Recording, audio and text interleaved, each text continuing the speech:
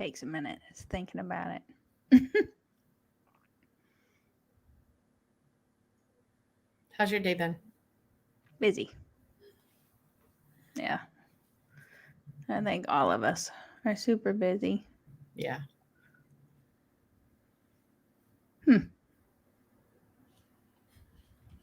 Let's try this again.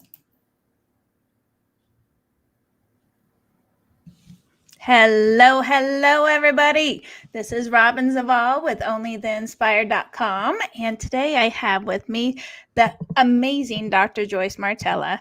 And she's got such a fascinating story, but I wanted to bring her on today because she is one of our amazing coaches on OnlyTheInspired.com. And she helps people in so many different ways with trauma, PTSD, all that kind of stuff. So I'm going to have her tell you a little bit about what you can expect from her coaching and how kind of what the process goes through when somebody's dealing with trauma and how the healing process goes. So Dr. Joyce, share with us a little bit about how you help people in all of the different areas that you actually do that in, and then what they could expect what some people might not think they need trauma coaching. So maybe you could just maybe give some examples of how you help people. Okay. So when we talk about trauma, people will say, oh, that must have been traumatic. And they're talking about an incident that happened. But you could have two different people both being in the same kind of car accident, having the same injuries, and one actually walks away and they work through whatever they need to work through, and it does not continue to impact their life. They can get in a car, they can drive, they're okay. The other person, for one reason or another, internalized the wounding that happened, and they actually carry it with them. And if they don't deal with it, it could actually snowball to them not driving anymore, maybe even not getting out of the house, maybe being afraid to even be on the road. It can lead to someone staying in their house and never leaving the house anymore. So it depends on how you deal with the trauma, but it's not like any person says, oh, I'm not going to deal with my trauma. It's more about what happens when the incident takes place, how they're supported, how they're treated, and also how they were they already in a fragile state when this happened? And so it actually made things much worse for them. So when we look at trauma, sometimes, everybody can say, oh, yeah, I had a traumatic thing happen to me in my childhood, but I'm fine. Okay, maybe you are. But maybe someone else had something traumatic that happened in their childhood and they're not fine. And also, some of the people who sometimes think they're fine, they don't understand that the reason they've been in 5 different relationships in 5 years is because they may have some trauma in their life, in their early childhood, in their family, that they never have really recognized or dealt with. And even though they don't realize it, that trauma keeps coming up, and they do things that protect them from being hurt again. And in doing that, they actually push away the person they're trying to be close to. So trauma can actually affect your relationships. It can also affect things you do. If someone never goes to birthday parties, I don't go to birthday parties, I don't do birthday parties, going to birthday parties it just sets me off, I get anxious. Well, you might want to examine what happened prior to make you feel that way, because it's not just everybody doesn't hate birthday parties. Most people like birthday parties. But if you have a trauma around a birthday party, let's say a parent didn't show up, everybody forgot your birthday, birthdays were never significant in your home. So it may have an impact on you now, and that's why you hate it and stay away from it. So if you have anything in your life where you avoid it, and you avoid it like the plague, you might be getting a signal that there's something you need to deal with. Now, when I look at trauma and trauma wounding, I don't just look at the incident, but you look at how that person internalized it. And it's that you need to deal with. And then you find tools to actually work through your trauma. I don't believe that you can let it go, move on, forget about it. When people do those things, it usually comes back in the most inopportune time and messes with a part of your life. So for me, it's about healing the wound of the trauma and how you internalized it and the process to do that. And for everybody, it can be a little bit different because for everybody, it might be a different kind of trauma. Also, some people, just like everybody learns different, some people learn by watching, some people learn by doing. If you were in school, you may have needed to write everything down to learn it. Maybe you read it and highlighted everything in your book. Maybe you did both. So you knew how you learned best. And the fact of the matter is, healing trauma is very similar. There are a lot of techniques and a lot of ways to approach trauma, but when it comes right down to it, it's about finding the fit for each person. So there's not it's not like you go to the gym and you do these exercises and then you have a flat stomach. No, it's not like that. Wouldn't it be nice? Right. But it's a little bit more, you fit it to the person. Last year I did holiday trauma coaching. And so I met live with people because there is a lot of trauma around holidays. When people get anxious because the holidays are coming up, there's all kinds of things around that. Maybe you have a bad actor in your family. And whenever you get together, that bad actor drinks too much, says things, causes fights, stirs up old wounds. And so you have to recognize what the problem is. You can't change other people. So if everybody's still inviting the bad actor, you can't get rid of the bad actor. But what you can do is you can create for yourself some boundaries and safety and an escape plan. So when it gets to be too much, you're out of there. But you can do it in a kind way that doesn't make everybody upset. Right. And so those are the kind of the skills that you can learn. And with deeper trauma, there are ways to look at what's going on and ways to kind of tease out why you're having this reaction. And that's one of the things that we would do if you're like, I just can't get past this thing and I'm not sure what it is. Talking about it, kind of investigating, figuring out what it is, looking for triggers. Different things will trigger different people. The triggers can also be kind of a clue as to what's going on or what might have happened. And so there's techniques that you can learn to recognize your triggers. And then there's also techniques that you can learn to work with your own trauma. I am a big believer that we heal our trauma, but the scars never go away. But that doesn't have to be a bad thing. You can wear your scar as a badge of honor because you survived it. Mm-hmm. And if you think about a tree, so if you go to a tree and you take a hatchet and, slice a piece out of it, you don't chop the tree down, you just slice a piece out of it. What does the tree do? The tree immediately sends all of its sap to that part of the tree because it's a wound and it wants to heal it. When you come back years later, you're going to see that that tree has made that area very strong, and so strong that you're not going to be able to get a hatchet in there again.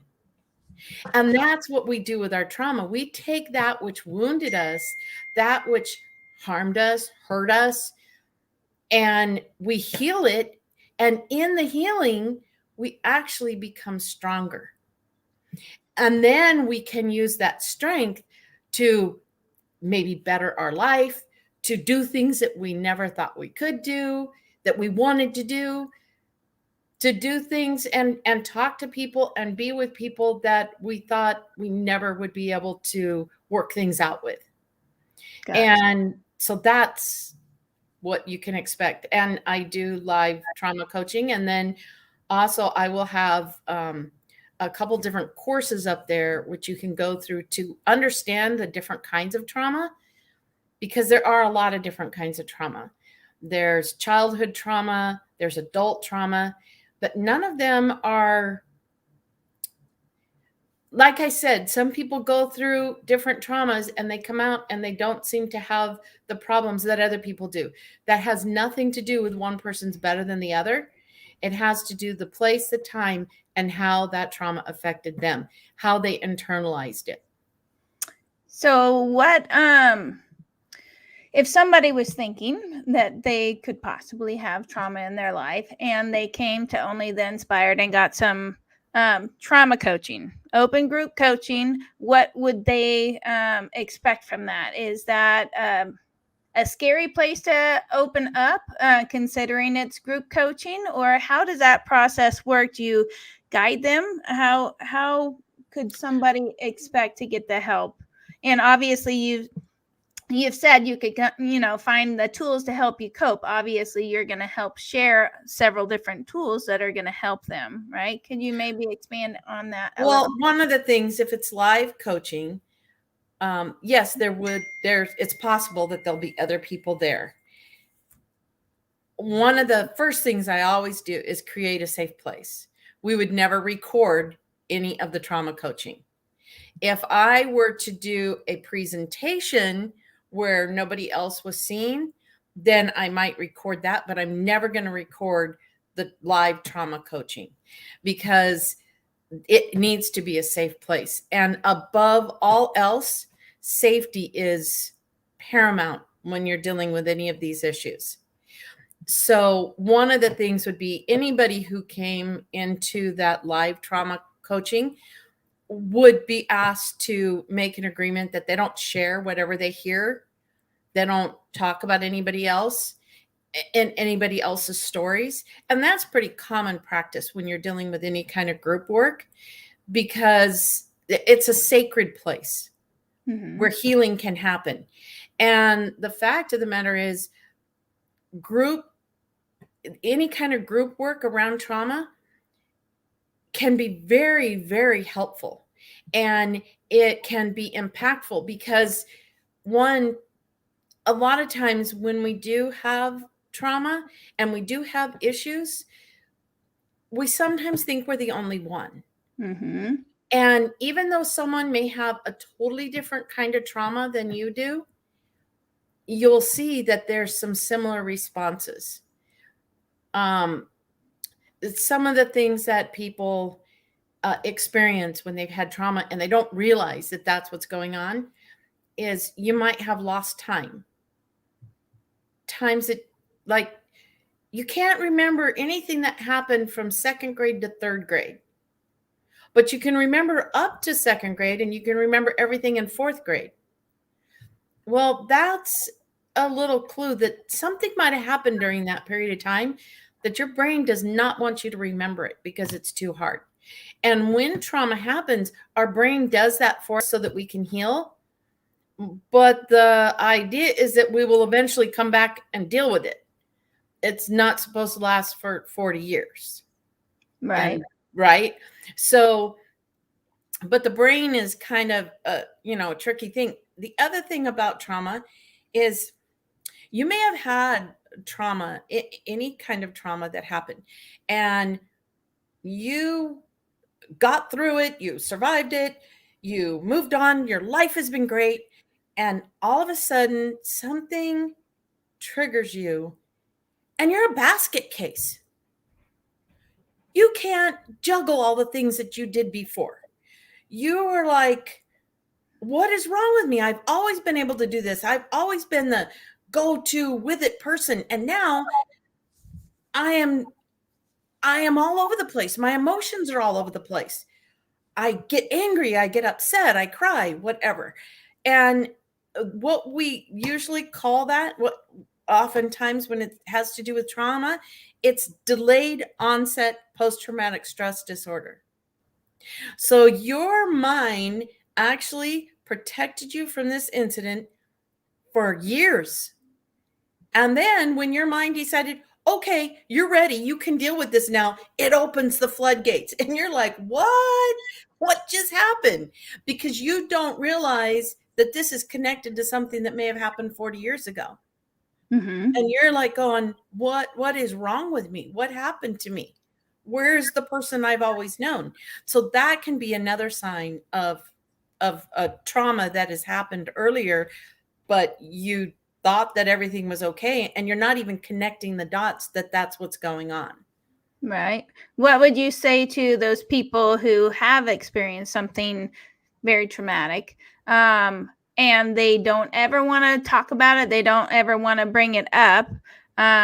Just squishing it down and kind of just ignoring that. Does that ever really go away? Can some people handle that? Or is, in my opinion, it's so much better to handle it. A lot of times we don't know how to handle it. Well, this is what I would say. People don't want to even talk about it. When people don't be surprised if you develop an autoimmune disorder. Don't be surprised if you develop heart problems, diabetes, aches and pains, fibromyalgia. Because you're internalizing it. Is that what happens? It's got to go somewhere. Right. And also your body, it doesn't like it when you don't deal with stuff. So it gets your attention. So when you get a sliver, what happens? All your white blood cells go to attack the foreign body, right? And so then it swells up and it hurts and it turns red. You remove the sliver, oh, everything's much better, right? Pretty soon the body quits trying to attack it. The swelling goes down, everything goes away and everything's good, right? When you internalize your trauma and you do not deal with it, you may be able to do that for a long time. But you may also wonder why it is that you ache all the time. You can't sleep. You have developed some autoimmune disorder, which you don't know where it came from. Your allergies increase, or you get allergies that you never had before.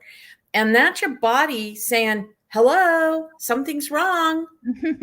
And it's amazing when people start working through their trauma and healing their trauma, how their aches and pains go away, how they're all of a sudden they're not having headaches like they did, their digestion is better, all of these things. And you don't necessarily connect those because usually those kind of things come on kind of slow.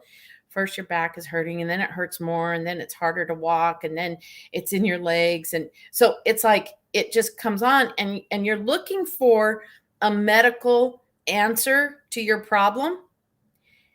And the medical answer is heal your trauma. The medical answer is not a pill, and with most of these autoimmune diseases and different disorders like that, they can only address the pain. They can't, because they don't know what the cause is. Right. And you've just a brief synopsis. So Dr. Joyce, obviously, she became a doctor because of her trauma. So she was actually born and raised in a cult and didn't realize that until you escaped when you were 20. How old? I was 24. 24. With 2 kids and my husband.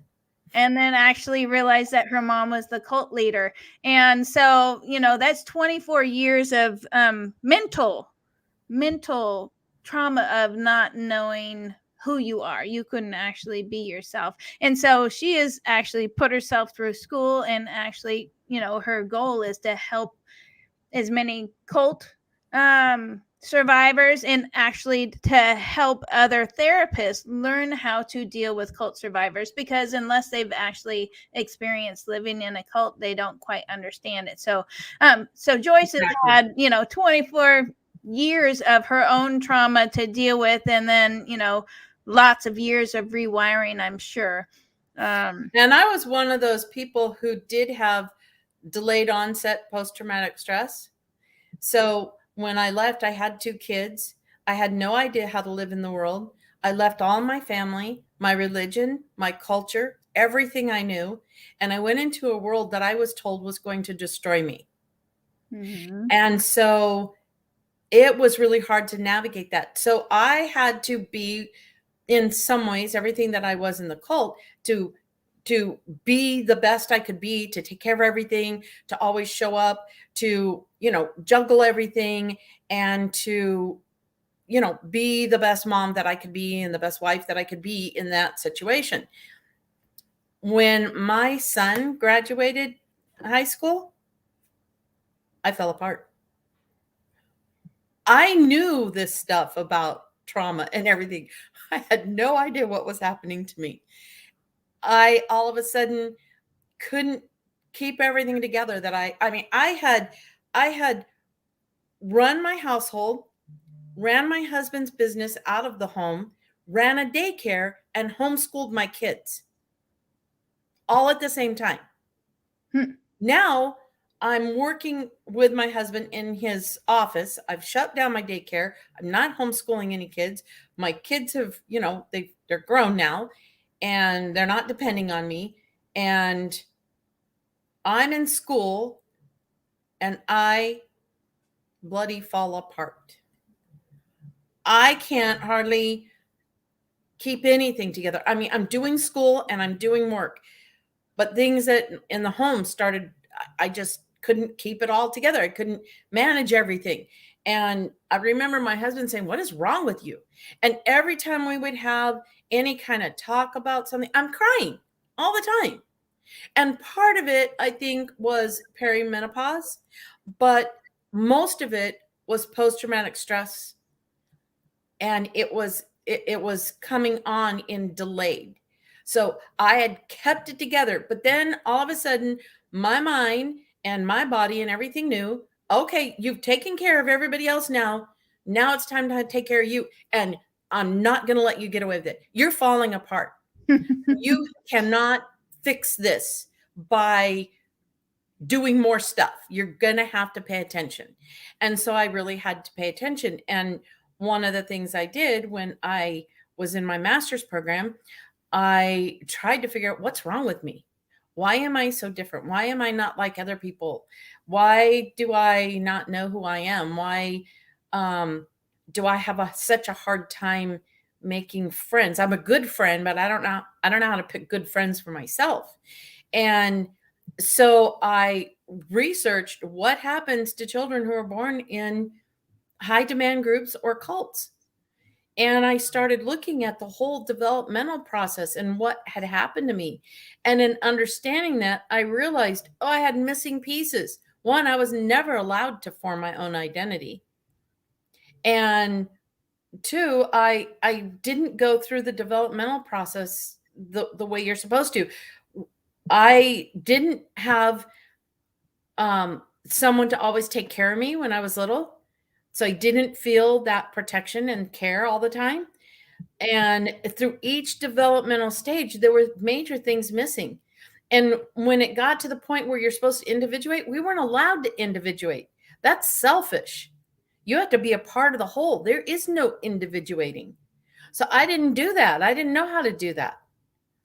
And I started realizing, wow, I missed this whole process. Really important. I went right from being dependent on the cult to be in a dual dependent relationship with my husband. And we didn't know how to be anything else. I'd never lived in my own room. I always lived in a dorm with a bunch of other girls. Then I lived with my husband. I'd never had my own room. I never had my own space. I never could figure out, what do I like? It was always either what we were told to like, or then with my husband, I was like, what can we agree on together to like. And then I went through my dissertation and I wrote that on, okay, given the complex trauma that cult survivors, kids who are born and raised in cults have dealt with, how do you help them heal? So my whole dissertation is about the healing process. And the first thing is to provide a safe container for people to do their work. And so that is one of the things that, for me, it's really important that even if we're doing it online, when you're doing coaching, that the first thing you do is you provide a safe container. Because if you don't, nothing can be accomplished.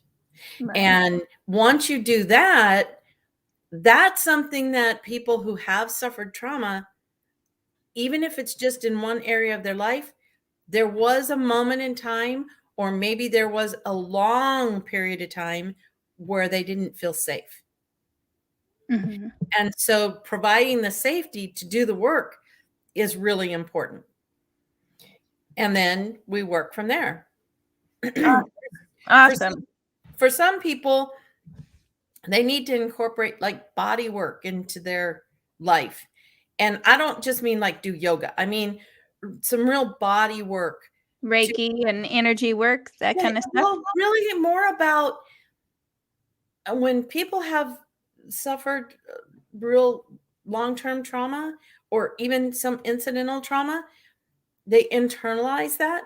So most people probably know Karen Carpenter, the Carpenters. Okay. So she developed anorexia nervosa. That happened in this one period of time. It's not that she wasn't loved by a family, none of that. But there was a period of time when she was singing. She had an adult voice, a beautiful voice, a very mature voice. Her voice. But she was only 12. And she had the body of a 12-year-old. And so she hadn't developed all her curves and everything. She was still, 12-year-old, a little bit chubby, but not really chubby, just not filled out like a woman's body yet, right? So she didn't have all the curves and everything of a woman's body, but she had a woman's voice. And there were news people who made comments like, oh, she's got this beautiful voice, but she's a little chubby, or she's a little this, or, it'll be good when she grows into her body. And, she developed a horrific body image because of hearing and reading these things that people were saying. It traumatized her. She internalized it, and she said, I've got to lose weight. And it was that trauma in that time that she internalized, and she had no idea how to deal with it. So what she did was she threw up her food, and she hardly ate anything, and she got very skinny. But the problem was, when you don't feed your body starts breaking down muscle. And when you have very little muscle, it starts breaking down your heart. And that's why she died of a heart attack. She had actually gotten into recovery and was not doing, she had actually done a lot of work around her anorexia nervosa. And she was in recovery and hadn't done any of that for a year. But her heart had already been damaged. And so she had a heart attack and died. And the thing is, that's what trauma does. If you don't deal with it, it will reveal itself.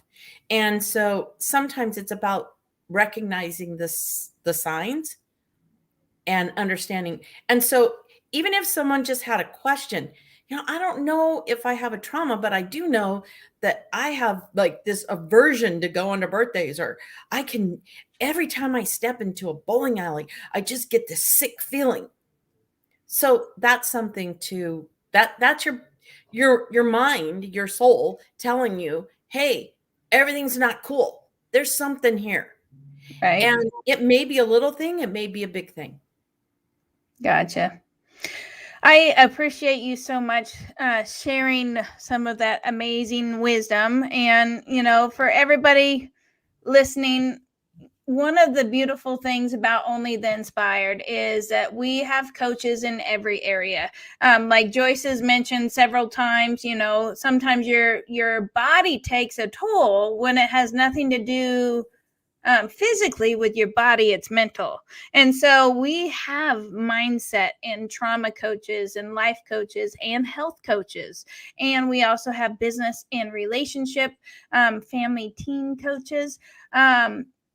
All areas of our lives, because they are all really truly connected. Just like trauma can affect your business, it could affect your health, it could affect your relationships. If you're in a relationship and you've been miserable for a few years, that also is going to affect other areas of your life. And it could be, I'm not worthy, those messages from the past that are preventing you from being happy in a relationship. It could also be body image, or because you've been miserable in your relationship, your health is taking a toll. Everything's connected. So we Yes. wanted to have this one big coaching platform where we want to help people dive deep and heal from these things that are preventing them from being happy in other areas. So you first have to heal, and then you have to grow, and then you can start expanding and setting goals and kicking ass in life, really. But a lot of times you can't do that without the coaching to actually dive in there. And so I don't want you to think that this is a negative platform. It's really, if you have no traumas, perfect. That's awesome.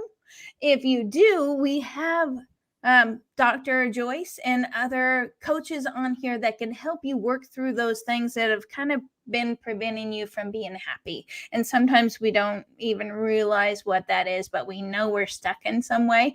So I highly encourage all of you to come to onlytheinspired.com and check us out. And you could try us out for 2 weeks for free. It doesn't cost you a dime, and you get unlimited coaching in all areas. So please go to onlytheinspired.com and check us out, because we want to truly impact 100 million people, to heal and grow and actually live intentional, inspired lives that actually make them excited to wake up on Monday morning instead of dragging and going, oh, I got to do my job. And you might have a job where you make $100,000 or $200,000, but it doesn't fulfill you. We are there to help you in any way that you want. But if we can help you live that inspired life where you actually are thrilled every day, that is where we want to get you. And sometimes you got to dig in the dirt to get there, but we are here to help you. And thank you so much for listening to us. And Dr. Joyce, thank you very much for helping us. And your story is fascinating. And it's kind of sick for me to say it's fascinating that you were born and raised in a cult, but your life history, I'm sure there was lots of pain, but how you overcame, and then now it's come full circle where now it's your intention to help people who have been in the same situation. So, Well, for me, it was when I first found out, and when I first realized that I was born and raised in a cult. You may think, how could you have lived in a cult all that time and not known? Well, because that's all you know, that's all right? you know. Mm-hmm. And when I first found out, I was pretty angry, and I was like, why me? Then as I worked through some of my stuff, I was like, well, if not me, who would I put in my place? Nobody, not even my worst enemy. Then I came to a place, which is where I am now, is that I was born to do this work. Everything that I went through has brought me to the place that I am now so that I can help others.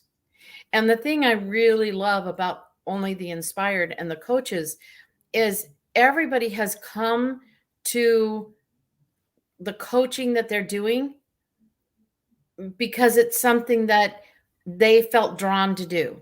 They didn't just wake up one day and say, oh, I'll do body work. There was probably something that made them drawn to that. Mm-hmm. And people who do relationship coaching, there's probably stuff in their life that made them want to do this.